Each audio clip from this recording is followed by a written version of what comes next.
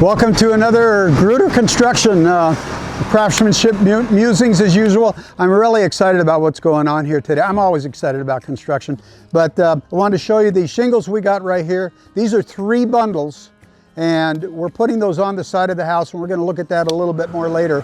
But a lot of people just aren't aware of the cost these days, and it's really amazing how much the costs have gone up in the past 2 years, especially since COVID. It's just insane. The price of things have gone up in construction from 30% to 60% in a lot of cases. So definitely construction's affected by inflation. There's 3 bundles here, and each of these bundles cost about $300, Vinny? Yeah, and it's just cedar wood, and we take it and we nail it on the house. So let's go take a look at what we're doing here. So this door, we didn't have to do any shingles around it. We were able to cut the shingles and put them in, put the flashing and everything on that we needed. And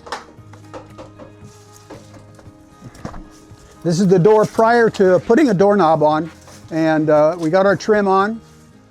This is an existing window, and this window was about 6 to 8 inches higher before, and we lowered it down to be even with the tops of these windows, and it fits more into what the architect wanted the the bathroom to look like. And here's I'm going to talk about this electric box too. I may have mentioned this in my previous videos, but this electric box has to go for 3 reasons. One, it's too close to the window for the new code. It was fine back in the old days, but it's too close to the window. It's an undersized box for all the electrical stuff we have here, air conditioning and some tools in the garage and such. And the homeowner doesn't like that the line comes from the telephone pole underneath this big tree in the backyard and connects to his house right here.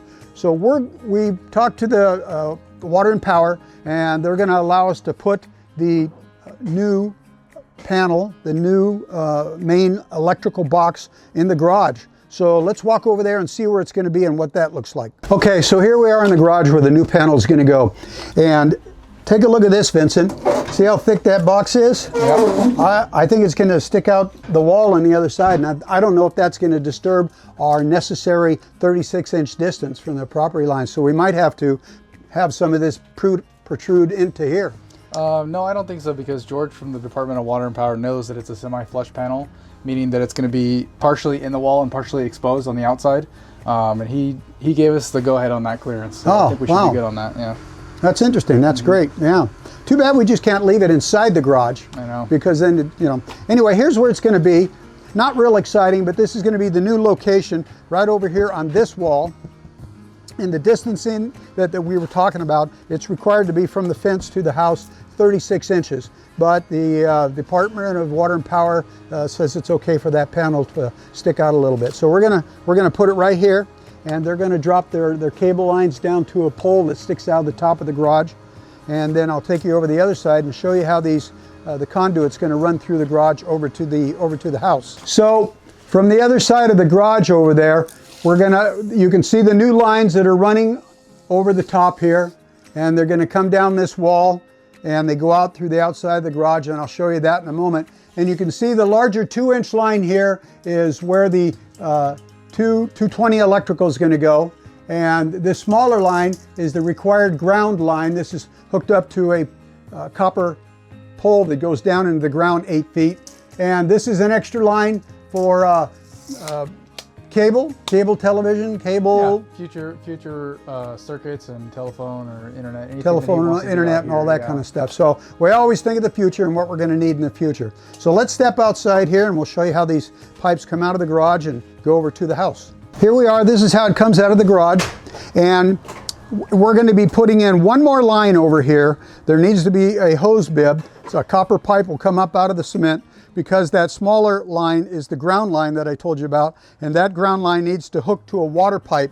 So we're going to run one more pipe in the ditch. It'll be a water pipe, and we hook it up to that smaller line. Those are 2 larger lines, and this is how they flow under the ground. They're required to be, the top of this pipe has to be 18 inches or more below the surface of the ground. So this is, our inspector's already looked at this, and we're ready to put dirt in here. We just got to get that water pipe in here. And let's go take a look at all these shingles now. So right here we got this window. This is finished off, just needs to be painted. And what I do on all my new windows that I put in, even though the roof is close to it, I always put a drip cap at the top. And this keeps, even if the homeowner comes out here and squirts the hose on the house just to clean it off the spider webs and such, it'll drip out in front of the window and run away from the window. And the windows that are like higher up where there's no roof eave over it, the rain comes and hits the house and runs down the wall and collects smog and dust and gets it in the windows. So we put that drip cap at the top to take the water away, drip away from the windows. So take a look at how beautiful this is coming out here, and it's coming to this corner here and this corner here. So I'd like to talk about this corner a little bit right here. And there was a door right here. And so as the shingles go around the house and all the way around, and they came to the other side of the door right here, you couldn't see that there was a slight difference in the shingles. So now that we put these on here, Vincent putting up the shingles, we've had to fudge these lines. Now these are an average of 5 inches apart. Some are 5 1/4, some are close to 4 inches and so on. So my preference is always that when we're working to a straight edge like this, the ones closest to it, I want a straight line. I want it parallel to those lines. And then if we had to fudge things in, move things around to pair them up, each of these can increase in distance by 1/4 of an inch, and your eye will never pick it up. That line has to be straight, and then by the time we come around the corner, it ties into all the rest of this here. So Vincent did that, and he got that all done, and he told me what he did, and that's great. Didn't even have to supervise that part. So anyway, let's come around the corner here, and we got Miguel and Chewy putting it up. And over here we did about a third more shingles than we planned to, because this side of the house was just really tattered.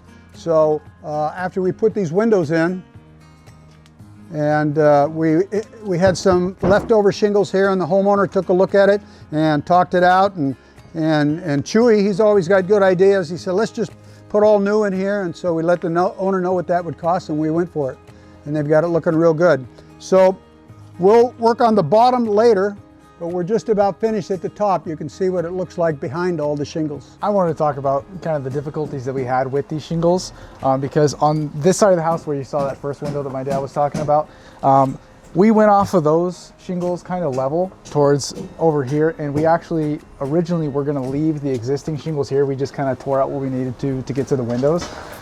But as we came to this door, this door is 32 inches or so, and this side was off by about 1 1/4 inches from this side, and 1/2 inch, 1/4 inch, you may not be able to tell, but 1 inch, you could pretty easily look at it, or if you come and sight it down, you'd be able to see it. So this house, as you know, has had a lot of foundation work, and the reason for that is because the house starts to settle over the years, especially with this older foundation, and who knows how accurate the original builders were able to get the shingles, because all the way around the house to get it perfectly flat or perfectly level to line up with each other, that's a tedious task, and who knows if they were able to do that back then. So today, trying to match up the existing shingle and the new shingles, what we ended up doing, we figured it'd be easier just to tear this section out, and then on the south side of the house, we tore out 20 feet or so of the shingles that were all dilapidated and needed to be replaced anyways. So what we ended up doing is, from the existing shingles on that side of the house, we took a string line to where we put our new line, and you don't even need to put a level on it. It's such a long distance, and it's such a minute difference over that distance that even if it's not level, it's only rising 1/8 of an inch, or 1 inch over 20 feet. Do the math on that.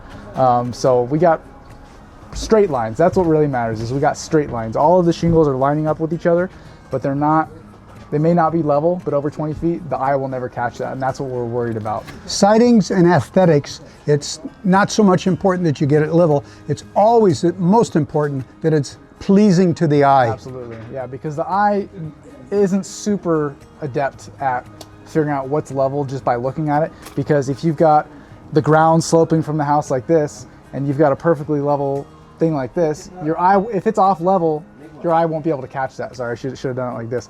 The eye won't be able to catch that, right? But if you've got a perfectly level, like in here, let's say, a perfectly level floor and a perfectly level ceiling, and your picture frame is off a little bit, you're going to notice that because you see two straight lines, and you know the two lines of the picture frame aren't lining up to it. So that's what really matters, is straight lines, not necessarily level.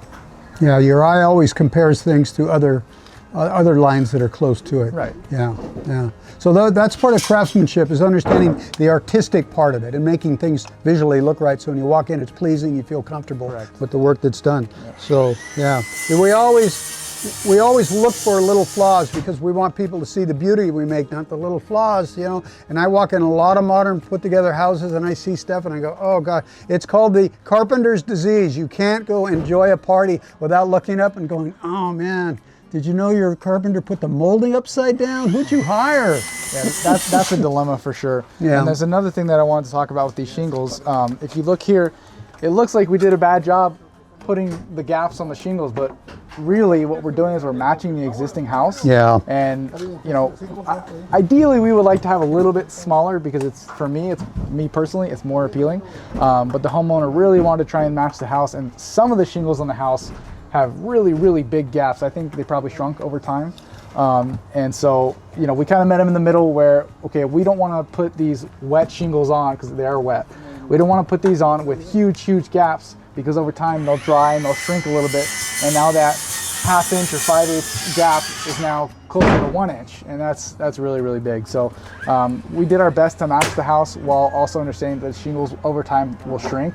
And that's kind of part of our job, is figuring out the middle ground between, okay, what does the homeowner want and what's going to look best over time, and what kind of quality are we going to be able to get out of, you know, these shingles if we do it that way, right? So we got to kind of balance that. I could actually show you an example here. Right over here, we have a large gap right here, and it looks like, oh my goodness, did they make a mistake right here? But no, I don't know if it can show up in the dark, but see how huge these gaps are right here? There's a huge gap here. There's a huge gap here. That one's ginormous. So when you look at it from a distance, all the gaps are different sizes, and it just looks like, you know, if you were to look at a lizard or a snake, you can't tell when the scales are slightly different, but they all look really cool and dangerous. So the only reason theoretically that you should be able to tell the difference between these shingles and those shingles right now is that these aren't painted. Yeah. Once they're painted, ideally it would blend in with the existing house, so that we don't want our work to stand out in a way that, oh, you can clearly see that we worked on this house. With these old craftsman homes, we want to work on them in a way that it kind of meshes with the existing house. If you had a really keen eye, you'd be able to look at our work and obviously you'd be able to see, okay, it's only got 1 layer of paint on it, whereas the rest of the house has 5 layers and all the molding looks kind of blurred because of that. Obviously, we can't replicate that without putting a bunch of layers of paint on it, but our job is to get it so that this looks in such a manner that it matches the rest of the house. Yeah. So that somebody doesn't come in and say, oh wow, you just had work done. That's not a compliment. The compliment is, wow, your house looks so amazing and it's so old. This house is 100 years old. It just looks incredible.